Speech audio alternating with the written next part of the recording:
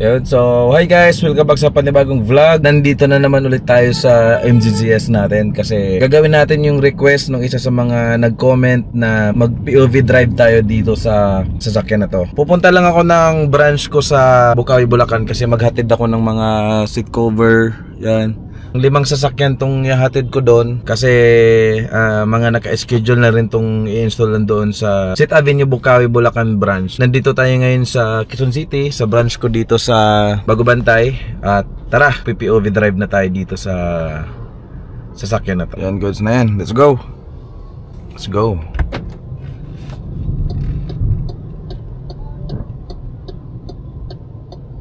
Tahimik. Naka-electric mode siya ngayon, guys.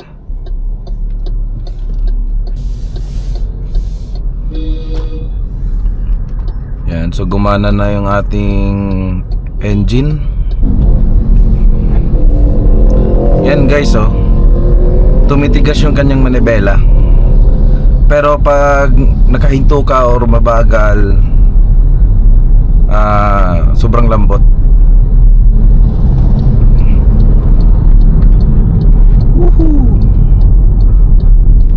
Malakas.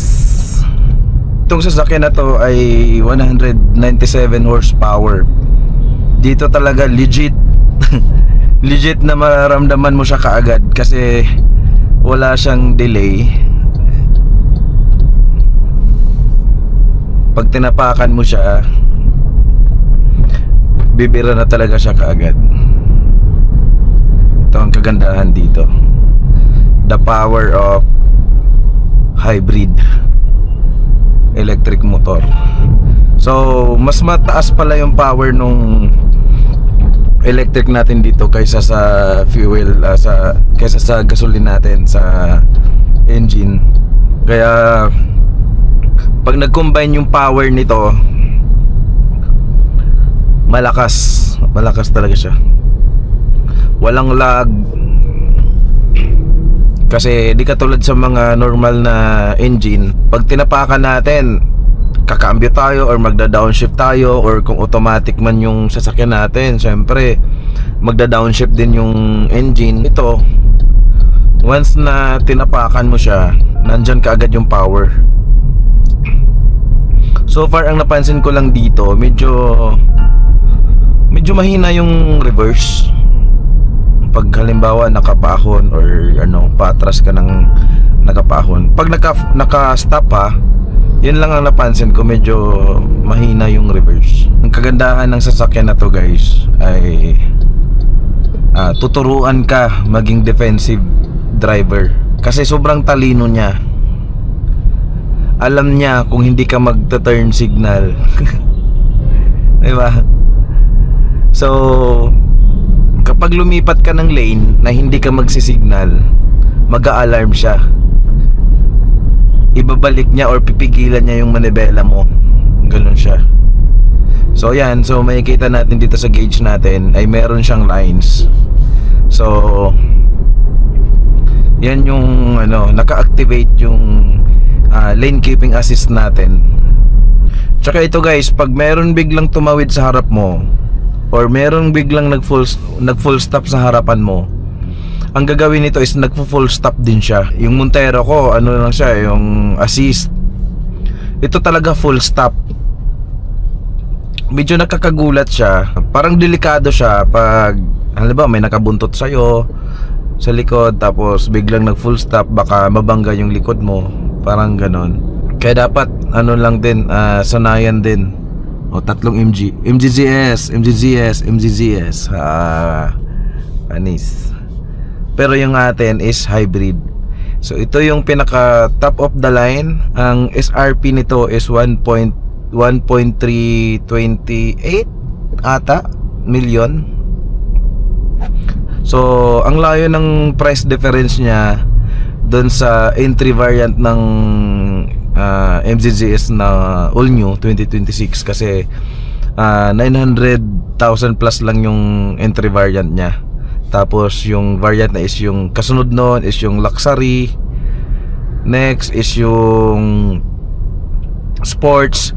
Actually guys, yung sports lang dapat yung kukunin ko. Yung sports sana yung kukunin ko kasi turbo siya. 1.5 liter pero turbo. So meron siyang 170 horsepower. Malakas din siya. Pero nung time na test drive ko yung hybrid, doon na nagbago yung isip ko na sige na nga, hybrid na ako kasi iba rin yung power niya talaga. Kasi ito 197 horsepower. Tapos yung sports is 170. Medyo mataas din yung naidagdag.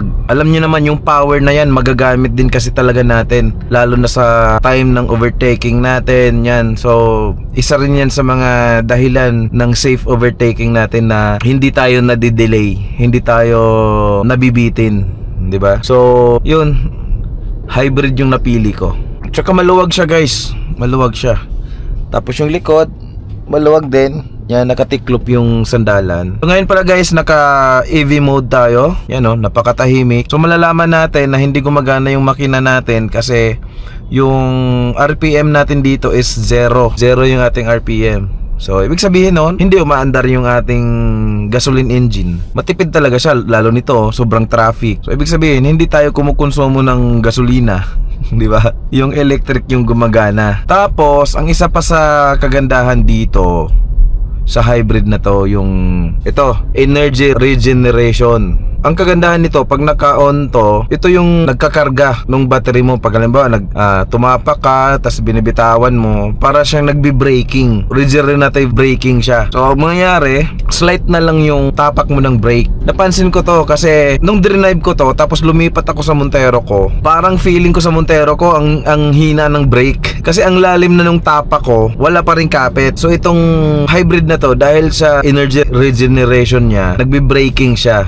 So, ang mangyayari, konting tapa ka na lang sa brake kung makagat na siya. So, ang kagandahan nun, in the long run, hindi madaling nauubos yung ating mga brake pads. So, yun yung isa sa mga kagandahan nun. Umandar lang ng saglit yung makina natin, tapos patay uli. Ang kagandahan nun, hindi mo siya ramdam. Hindi mo siya ramdam na nagsiswitch siya ng electric to yan, umandar na naman yung ating engine. So, hindi siya ganun ka-ramdam, diba? Smooth yung kanyang shifting. Tsaka guys, ang kagandahan nitong sasakyan na to, napaka-wide, sobrang wide ng ating windshield. Wala tayong blind spot masyado. Tulad niya, no? Wala tayong blind spot masyado. Dito nakikita na kaagad natin. Manipis lang yung dito niya. Hindi siya ganun kapal. Saka yung 360 natin, no? Kitang-kita yung buong gilid ng sasakyan mo. Yung dalawang gulong sa gilid, kitang-kita siya. Di katulad dun sa Montero ko na aftermarket na 360. Yung side lang nung sasakyan ang nakikita, hindi yung kabuuan. Ito kasi buo. Yan, no? Yung gulong natin sa harap at gulong natin sa likod. So, kitang-kita siya. Tapos yung bird's eye view natin, yan. So nakikita. Sobrang ganda ng mga features niya. Sobrang worth it naman siya sa 1.3 million mahigit na presyo. Yan, pasok na tayo ng expressway. Pakatahimik, oh. Kaya isa rin sa dahilan kung bakit matipid ang mga hybrid, kasi napakababa ng RPM niya. Kahit tumakbo tayo ng 100 kph dito, yung RPM nito nasa 1.4 lang, ganon, 1.5. Sa Honda City ko kasi, pag tumakbo ako ng 100 kph doon, yung RPM ko is 3,000. Nako, may nakapasok na naman na small cc. Yan. So, ayan yung MGZS na blue. So itong model na to ay 2026 na siya, all new. So ito guys, kailangan talagang sumignal tayo sa bawat liko. Yun yung napakatalino ng sasakyan na to.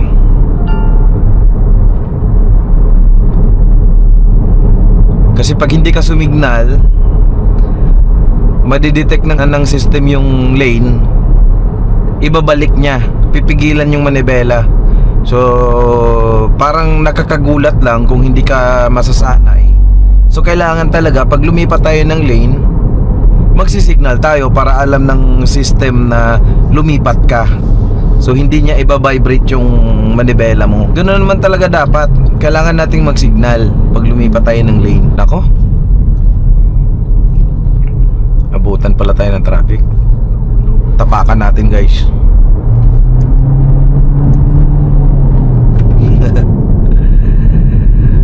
Sarap. Ang lakas talaga.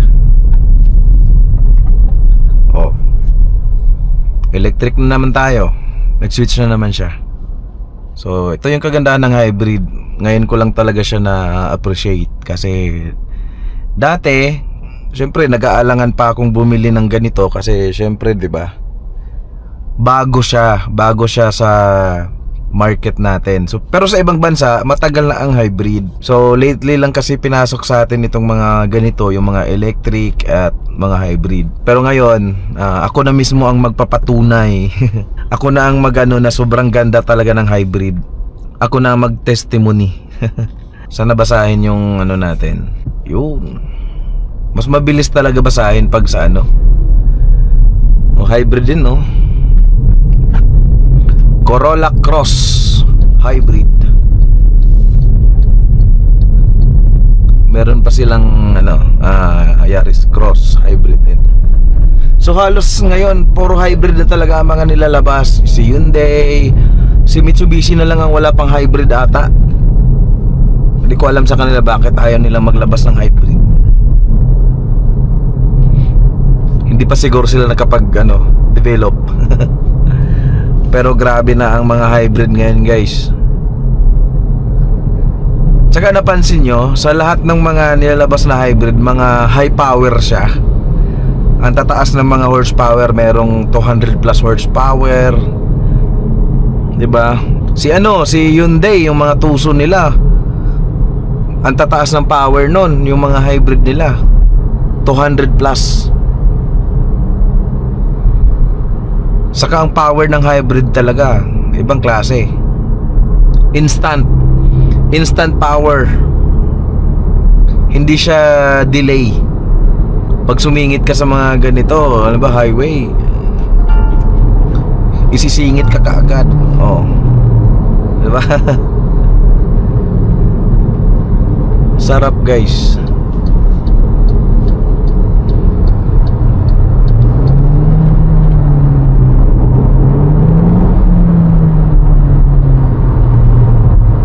Napaka-responsive, sobra. Tsaka yung manibela niya, sobrang steady niya talaga. Pag bumibilis yung takbo mo, sobrang nag-i-steady siya. Hindi siya katulad ng iba na nagba-vibrate or kusa siyang lumiliko. Ito hindi. Tumitigas siya, oh. Tingnan mo. Tumitigas ang kanyang Oy, 1,000 kilometers na. 1,000, first 1,000. Pero yung nito, guys, yung maintenance nito every 10,000 kilometers. So yung first PMS natin dito is 10,000 kilometers pa, or 6 months kung sino ang mauna. Yun yung maintenance natin dito. Yan, gumagana yung ating ngayon, engine.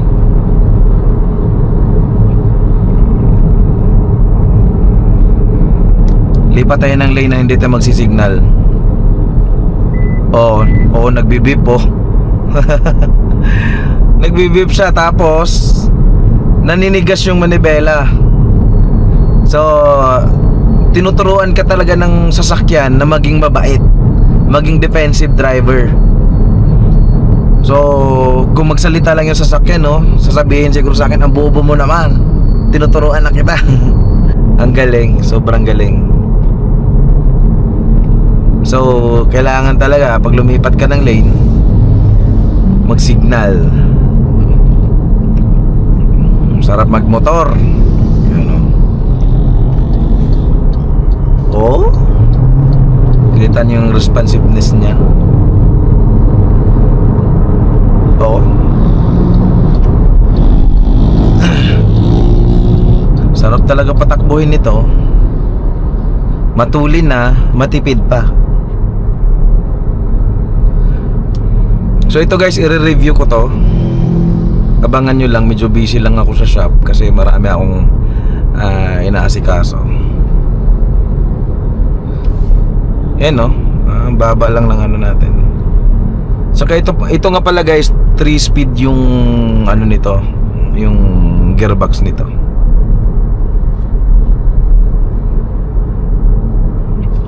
Napaka-smooth, hindi mo nararamdaman na nagche-change siya ng gears. Oh, naka-electric na naman tayo. O, isipin nyo yan, no?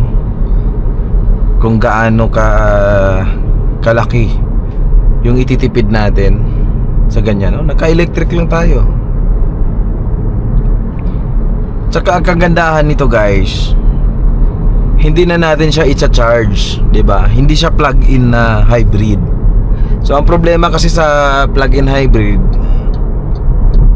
free nga yung charging niya sa mga mall. Nagtitipid ka, pupunta ka ng mall, hahanap ka ng charging stations, pero gagastos ka kasi siyempre pumunta ka sa mall, hindi pwedeng hindi ka kakain ka, di ba? So napapagastos ka. Yun yung ano doon. Si BYD Sea Lion 5, isa sa mga option ko, pero yun kasi is plug-in siya. Ayaw ko sa plug-in kasi nga hassle, kailangan mo pang mag-charge. Pag nag-long drive ka, pag nalobat yung battery mo, syempre fuel na yung gagamitin mo, gasoline engine na yung gumagana sa'yo. So hindi ka ganun ka fuel efficient nun, diba? So kailangan mong pumunta sa mga gasoline station na merong EV charging, diba? So ito, you know, naka-electric lang tayo simula dun sa may Valenzuela banda hanggang dito na tayo sa may Mikawayan. Malapit na tayo sa Mikawayan exit. Pero naka-electric mode pa rin tayo. Sarap. Pag ito nilagay ko sa sports mode, grabe ang torque. Ang taas ng torque niya. Instant hatak talaga. Sarap po, naka-electric lang tayo.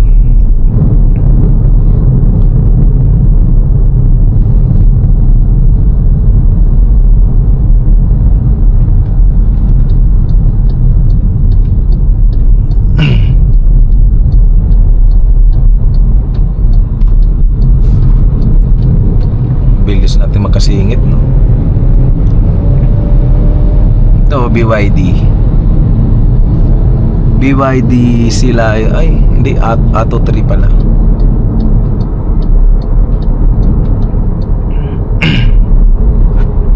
Ang ayaw ko lang sa sasakyan na to, yung cup holder, oh, maliit. Kahit mag-sharing siya, maliit pa rin siya. Tapos yung kanyang side mirror, medyo maliit siya para sa akin. Medyo bitin yung, kitang-kita naman yung pangalawang lane saka pangatlong lane, pero for me ha, medyo maliit siya. Kulang siya ng haba ng pagganon. Yun, gumana na yung ano natin, engine natin. Gumana na yung gasoline engine natin. Oh, sipin mo, from Valenzuela to Mikawayan, naka-electric tayo. Isipin mo yung tinipid nun.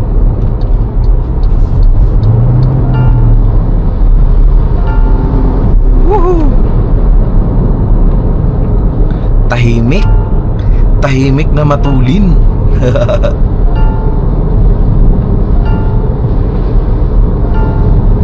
Tahimik na matulin. Yan o, pag once na binitawan mo yung silinyador niya guys, kusya siyang nagbe-braking siya.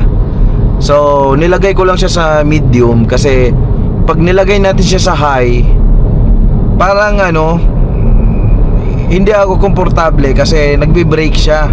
Para siyang e-bike na pag drive mo siya ng ganun, tapos pag bitaw mo, bumabagal. Kumbaga parang wala siyang freewheeling. ganun ang feeling. Yan, lagay natin sa high. Yan oh, para siyang humihinto. Patakbuhin natin. Oh, yan oh, parang nagbe-brake siya. Ramdam nyo yung ulo ko gumaganon kasi nagbe-brake siya. Oh, oh, bumabagal talaga siya. So ang ano ko, nilalagay ko lang siya sa medium para hindi masyadong ramdam yung ano niya, yung braking niya, yung regenerative braking niya. Okay? So ang ano naman yan, pag nilagay natin siya sa high, mas malakas siyang magkarga doon sa battery natin. Pero pag medyo malakas din, pero pag nilagay natin siya sa low, medyo mababa siyang magkarga doon sa ano natin yan, no? Pag tinapakan natin, wala siya masyado, wala masyadong braking pag nilagay natin siya sa low. So maganda siya pag sa ano, siguro sa mga high speed yung takbuhan mo, ganon. So ako, ang pinaka-option ko lang dito is medium para hindi masyadong ramdam yung braking nung ano natin. Tapos yun, medyo mabilis din siyang magkarga dun sa ating battery. Yan, so malapit na tayo guys. Exit tayo ng Philippine Arena. So nandyan lang yung shop natin malapit sa Pure Gold. So yung branch ko dun sa may ano, may Kawayan, clinose ko na kasi nawalan po kami ng parking doon. So alam niyo naman sa upholstery shop, kailangan natin ng parking.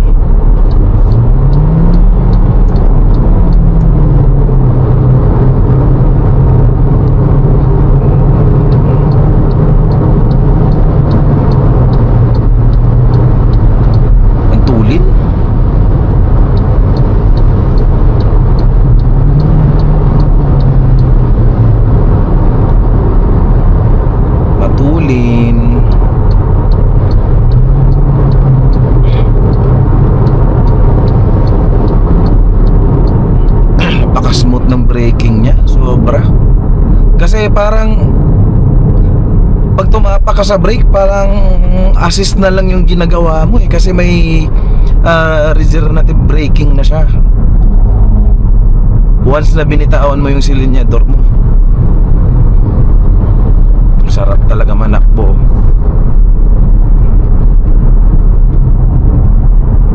Ang sarap.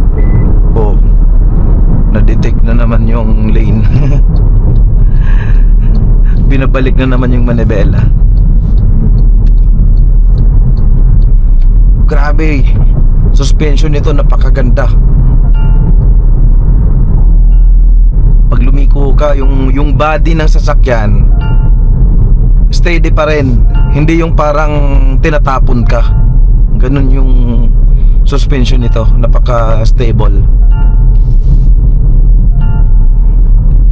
Bakit ko nasabi na ang ganda na suspension dito? Kasi ang dami na nating naging sasakyan eh. Ang dami ko nang na-drive, ang dami ko nang ano, ang dami na nating na-experience na mga sasakyan. Kaya alam natin yung suspension, alam natin yung handling. So nakukumpara talaga natin. Por ito, ang ganda ng suspension nito. Isipin nyo guys 37 PSI ang recommended ng manufacturer dito. Tapos ngayon 37 PSI yung nilagay ko kasi yun yung recommended. At pag nilagay natin sa mababa, nag-a-alarm dito. So kailangan sundin natin yung specs ng gulong. 37 PSI. So yun din yung nakalagay dito sa may pinto. So nandito na tayo ngayon sa Philippine Arena. Then from Philippine Arena, kakaliwa tayo dyan, punta tayo ng ano, sobrang bagal naman ito. Nagpa-practice ng drive ba to?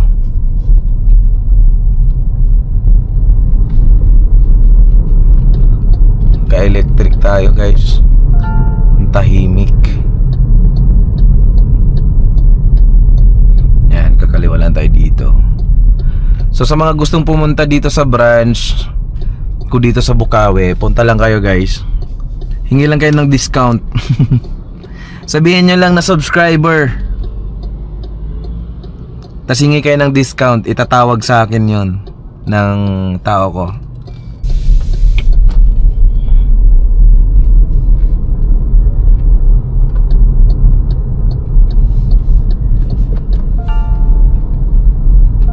Ang traffic sa ano ngayon ha? Anong meron sa Philippine Arena ngayon? Wala naman ata, wala naman atang event ha. Yan naman Corolla Cross o hybrid. Sobrang mahal lang kasi talaga ng ano, ng Toyota. Yan 1.6 million yan eh. Pero kung ikumpara ko itong MG dyan, mas maraming features to. Medyo mahal lang sila kasi Toyota. Toyota is Toyota. Kahit nga sa mga Fortuner ang mamahal eh. Kahit yung manual ng Fortuner ngayon 1.7 million. Diba? Dati yung Fortuner ko ano lang yun eh, 1.4 1.3 1,380,000 yung Fortuner ko dati. Yung manual variant. Ano meron? Bakit ang traffic ngayon? Check natin yung consumption dito nung nagpag-gas tayo last time. 10.3 km per liter. City driving yan. Ngayon ko lang to nilabas ng NLEX uli.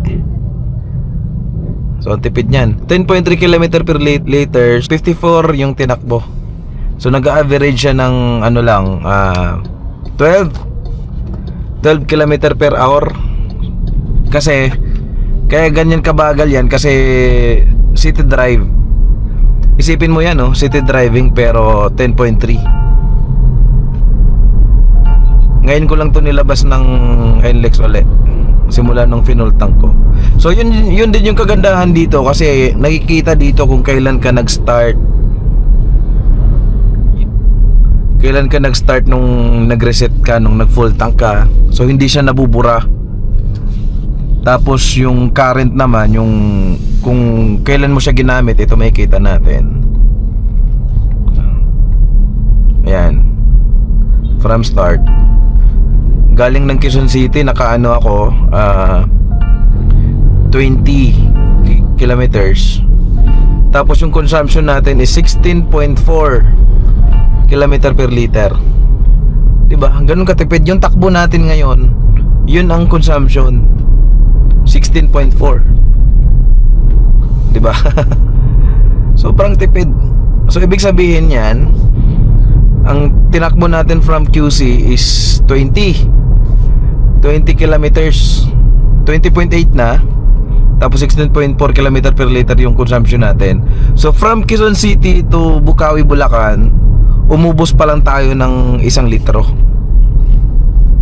Ganun katipid. Diba? Yan, papakita ko sa inyo guys. Yan yung galing tayo sa Quezon City. 34 minutes yung drive natin. Tapos naka 21.1 kilometers tayo. Tapos yung consumption natin is 16.4. Diba? Nakaka-amaze. Yan yung kagandahan dyan guys.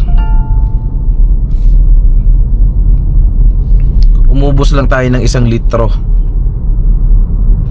Mahigit. Galing ng Quezon City. Partida yan guys ha. Tinapakan ko pa kanina.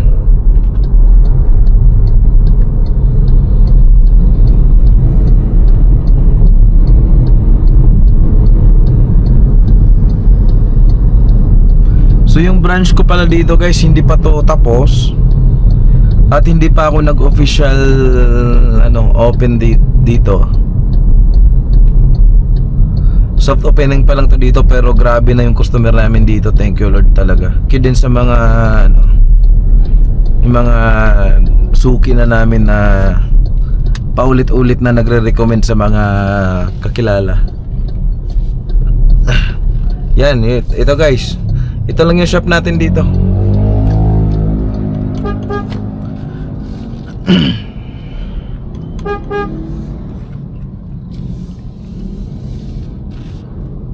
Pa-park po.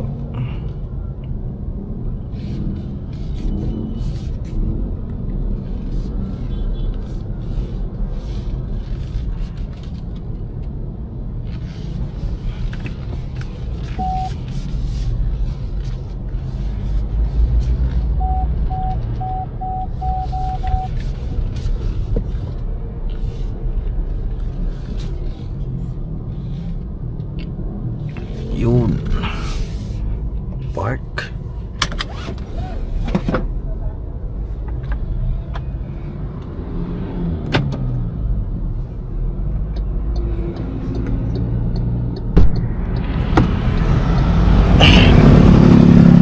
Ayan guys, ito lang yung branch natin dito. Medyo malaki din. Malaki din yung branch natin dito.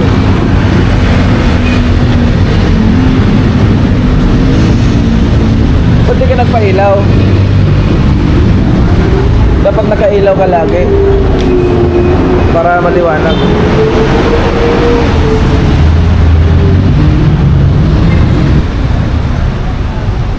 Guys, yung shop natin dito, so hindi pa to tapos talaga, pero ang dami na naming customer dito.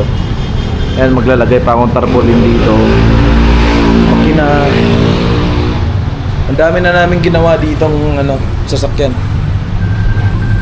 So ayun guys, nakabalik na pa ako dito sa Quezon City. At papakita ko lang sa inyo yung consumption natin, no?